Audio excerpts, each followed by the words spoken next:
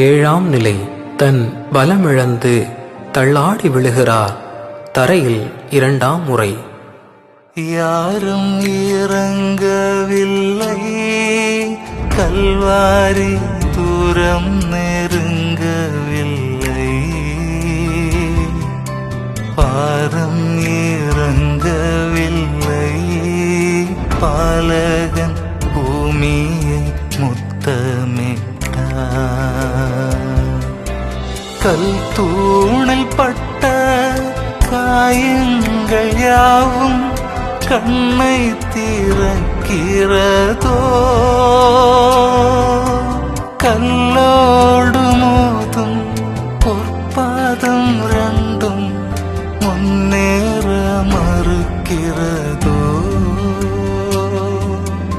மாபரன் அன்பை மானிட ஜன்மம் என்றான்